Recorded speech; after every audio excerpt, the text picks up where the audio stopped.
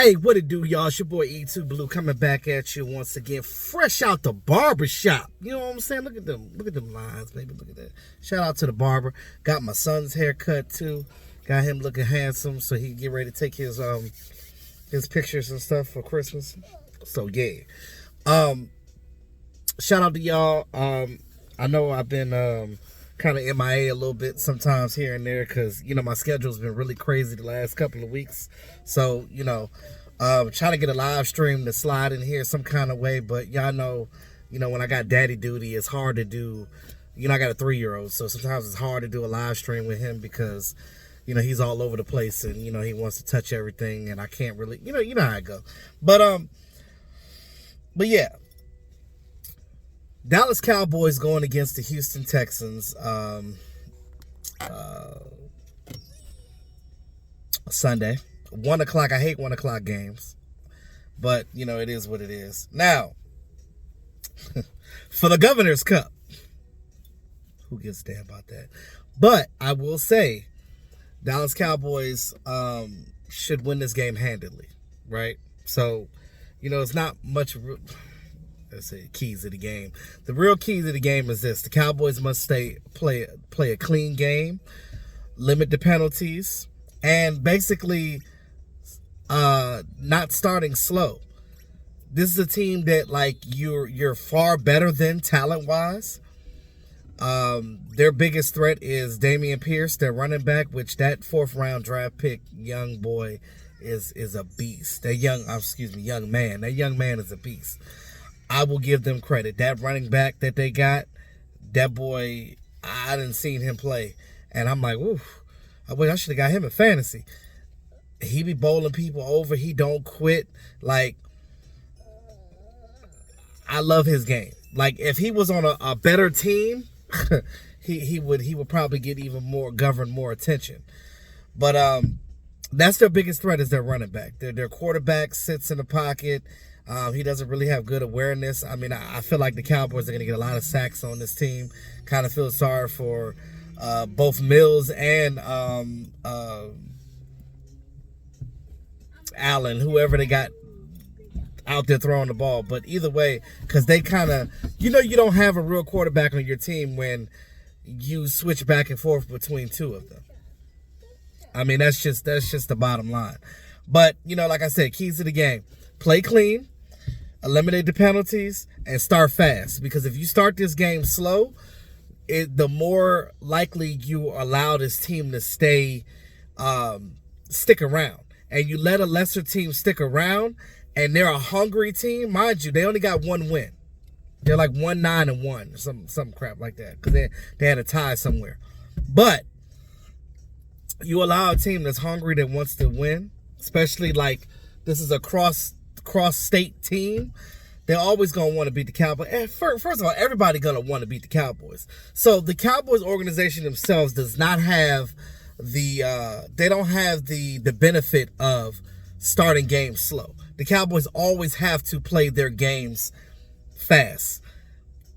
We've been lucky with some of these games that we've been having, starting off slow and still winning, because the defense is just dynamic. But if this team is going to continue to be a playoff team and get to the big game finally, they are going to have to play fast, play strong, and play physical. I understand the Houston Texans are a lesser team than you, but again, like I just said, you let a team like that hang around, bad things can happen.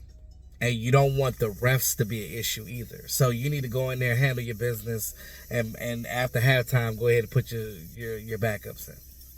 That's pretty much it.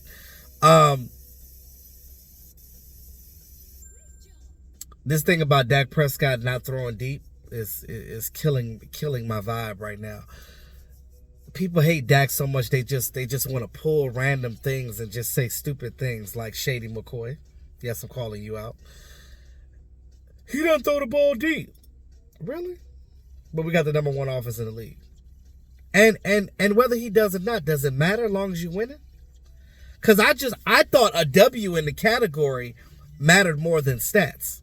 Because I'm pretty sure Dak is not worried about padding his fucking stats. Oh, excuse me. I'm pretty sure Dak is not worried about padding his stats. You know what I'm saying? Like, I really think that, like, he don't throw deep. So what were those 2 passes that Michael Gallup for the touchdown? Those were like over 18 yards. Anything over 15 yards is a deep pass, just so y'all know.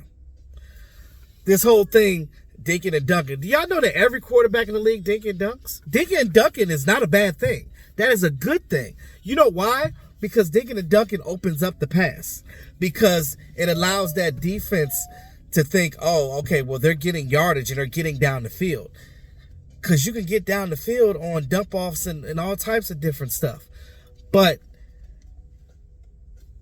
if a team is playing you deep and the deep ball is not there, why throw it? So you can get the ball intercepted?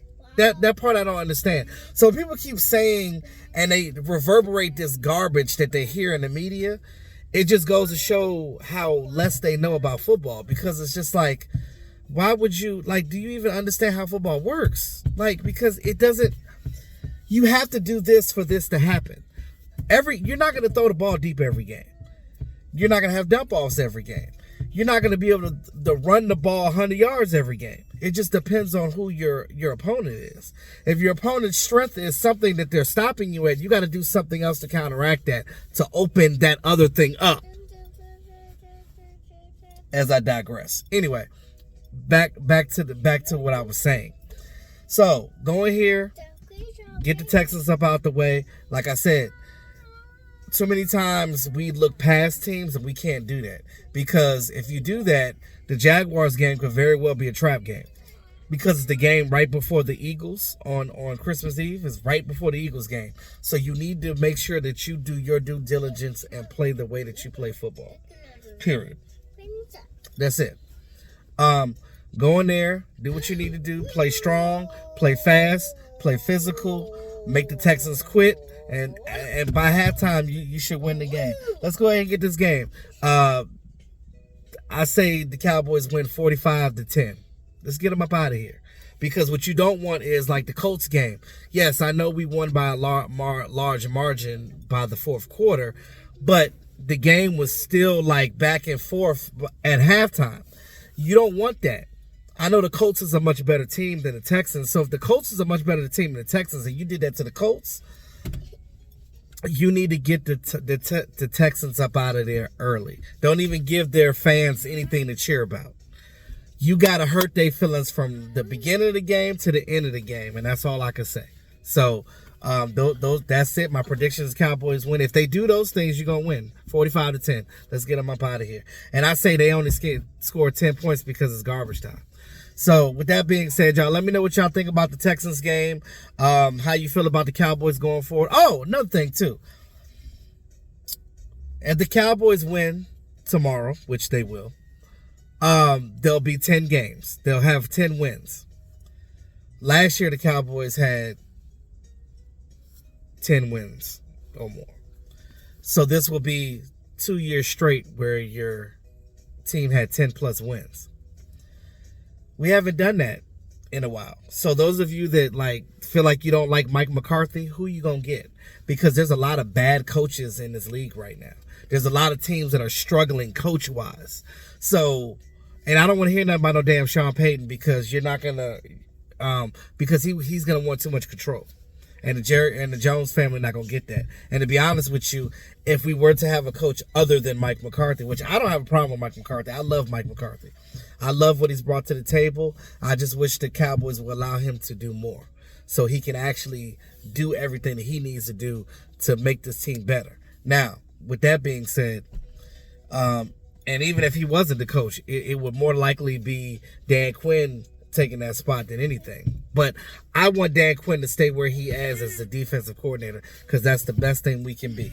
The Cowboys are doing great right now on defense with Dan Quinn as the coach. Let's give some credit to Joe Philbin, what he's doing with this offensive line. Who would have thought that without Tyron Smith that this team would be doing good? The young boys are doing good. Tyler Biadasz is not getting bowled back into the quarterback. Terrence Steele, it looks like he's a top 10 right tackle in this league now. Who knew? An undrafted guy. Who knew? the maturation that he has. Let's give this offensive line and Joe Philbin, the offensive line coach, some credit here, because this team has turned it around.